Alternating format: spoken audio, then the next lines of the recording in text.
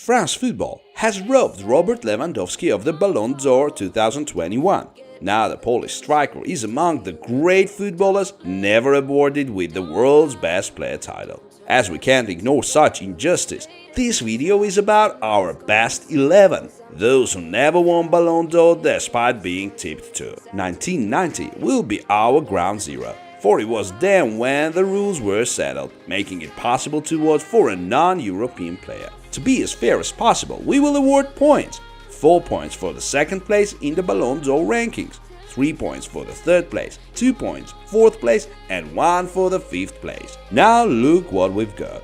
Before we start, we have a question for you. Which country has the most Ballon d'Or winners? Goalkeeper Gianluigi Buffon, 6 points.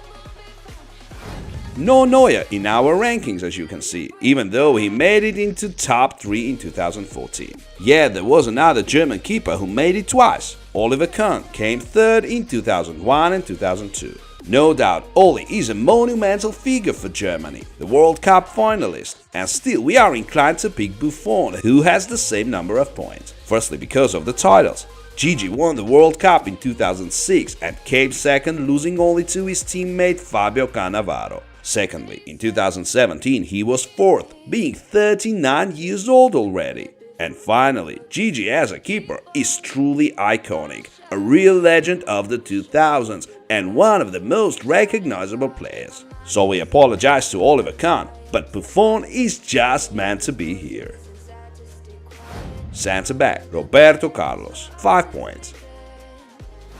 We do know Roberto Carlos played on the left, but we have to find a place for the best defenders in our squad, while they don't usually get many votes. That's why there are 3 of them, and Roberto Carlos qualifies as a center back, so we can find a place for everyone. The Brazilian was among the contenders multiple times. His best score was in 2002. Ronaldo got the award while Roberto fell short of 25 points to get ahead of him. Carlos was a perfect example of a fullback, pacey and powerful, known for his crossing and of course his shots with the left foot. Dani Alves may be the only one to come close to Roberto Carlos' attacking performance, so without a doubt Roberto is one of the best fullbacks football has ever seen.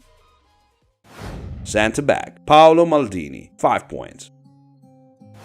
We can't help but think of Paolo Maldini when we talk about Catenaccio. Defender's influence is often overlooked, though it's definitely not the case. For more than 20 years, Paolo was crucial for Milan and for Italy as well. The 5-time Champions League winner often was in all-star team and among the Ballon d'Or contenders. Paolo Maldini is the embodiment of loyalty, an unbeatable defender with a perfect reputation. Centre back Virgil van Dijk, 4 points. Virgil has got 4 points mostly because of his second place in the 2019 voting. Though the Dutchman was fantastic that season, so we have to give him credit, and the gap between him and Leo was as small as 7 votes. Virgil was the player Liverpool needed to become a real threat in Europe and England. The 85 million transfer from Southampton was totally worth it as the Reds won the Champions League the following season.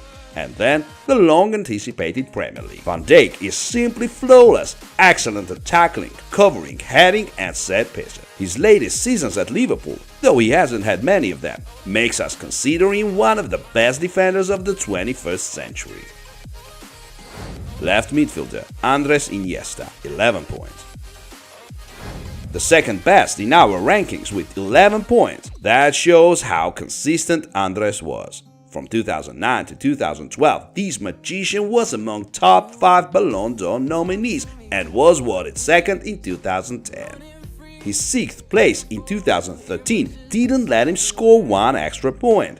Barcelona and La Roja's tiki-taka was considered boring in those days. Iniesta, however, still managed to put on a show. He was always ready to play the killer ball as the opponents were hypnotized by the constant passing, or dribble past 2 or 3 opponents at once. And we should also mention his World Cup winning goal, because moments like that make footballers legendary. Central midfielder Xavi, 9 points.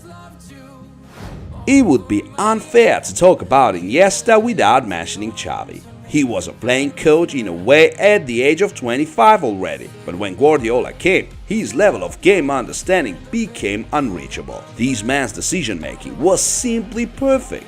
5 times, he was among the top 5 Ballon d'Or contenders. Quite an unusual example of consistency coming from a player who was not about goals and highlights. It was his magic which could be noticed in his unspectacular yet ingenious style of play.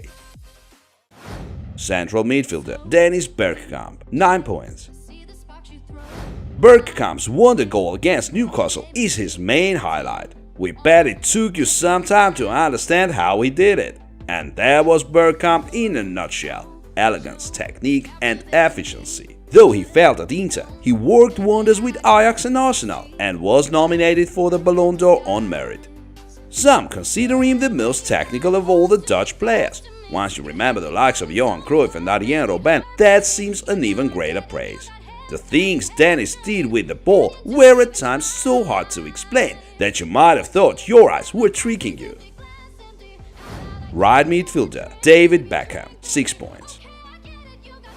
Nowadays, Beckham is not really seen as an outstanding player. His fame is believed to be brought by his free kicks and crosses as well as his social life. But have a look at the stats and you'll see Becks as one of the best players at the time. He's got only 6 points in our rankings for making it into top 5 twice. But those 2 seasons, in 1999 and 2001, were truly fantastic. Man United dominated the Premier League and Europe, while David was the most discussed player. And not only he could be seen on posters, but on the pitch as well, scoring, assisting and making an impact. It's a shame that his conflict with Sir Alex Ferguson and the move to Madrid brought that area to an end, as David surely had much more to offer. Left forward Thierry Henry, 13 points. 13 points is the best result among all the legends in our list, which does belong to the Premier League king Thierry, the best foreigner to ever play in this tournament. We can't help but begrudge those who saw him play in the 2000s. His plasticity, agility and technique were mesmerizing, making Henry unstoppable in his prime. 5 times Ballon d'Or contender. In 2003 he came second, losing to Pavel Nedved only. Many times he was too close to getting the award, but he was outshone by Zidane in France and failed to win the Champions League with Arsenal, despite reaching the final in 2006. He won it eventually with Barca, but that victory belonged to other players. Still, you can't deny Thierry Henry's greatness. His magnificent goals made his legacy that will stay with us forever. Centre forward Robert Lewandowski, 6 points. We had a hard choice to make. Lewandowski and Griezmann, both with 6 points and more than worthy to be here. The Frenchman made his mark as the Atletico leader, 2 times Champions League finalist. As for the Euro 2016, it was miraculous for him, a fairy tale devoid of a happy ending by Eder's goal in extra time. Though we still picked Lewandowski and we freely admit being very impressed with his recent performance. Though we find it outrageous that Robert has been robbed of the Ballon d'Or, we don't think it's necessary to tell you much about his football. Seems like everyone knows how good the striker is and how big his achievements are. Right forward Neymar, 8 points. Neymar was tipped to win the Ballon d'Or one day, long ago, while he was playing for Santos making fools of Brazilian defender. Ney is turning 30 pretty soon, and the award seems to be no way near. There are many reasons for that. His injuries, being overshadowed by Messi in Barca and now in PSG as well, his move to Paris after all. But nevertheless, Neymar was in the top 5 4 times, and that was totally on merit. It is significant that 3 out of 4 times were when Ney was a Barca player. Though he still shows skilled moves and scores goals in France, it's not enough to be recognized as the world's best footballer. Unfortunately, it seems like the Brazilian is going to be remembered as a magician who was one step short of greatness. The bench, Oliver Kahn.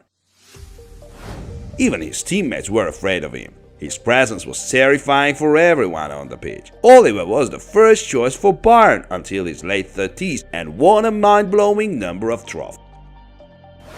Franck Ribery. The 2012-13 season was his peak. One of the most efficient and spectacular players back then, Franck was a real contender. Though it's not the only thing we should speak of, he was dominating the wing for 12 years as a Bayern player, which brought him the fame of the best ever Bundesliga Frenchman. Wesley Schneider. Just like Ribery, Schneider was tipped to win it after a massive success in 2010. The Mourinho Inter leading player won the Champions League and reached the World Cup final, though it was awarded to a more popular figure yet again. Frank Lampard and Steven Gerrard. The British icons, the perfect Premier League midfielders. Both the leaders for their teams, both had some fantastic seasons and both lacked international trophies to make it. Antoine Griezmann. Grizzy was one step short of joining the best. Still, he is a national hero for France, as you can see thousands of posters of him anywhere in the country. Zlatan Ibrahimovic. We won't even bother describing Zlatan's career in a few sentences. All we're going to say is that despite not winning the Champions League, Ibra will always be remembered for defying the laws of physics and nature. Raúl. An iconic figure for Real Madrid and for Spanish football in general. Always in the shadow of other Galacticos, Raúl, however, was the club's best goalscorer before Cristiano came. That means something, we suppose. And what do you think? Who should have been awarded the Ballon d'Or? Tell us in the comments. See you soon.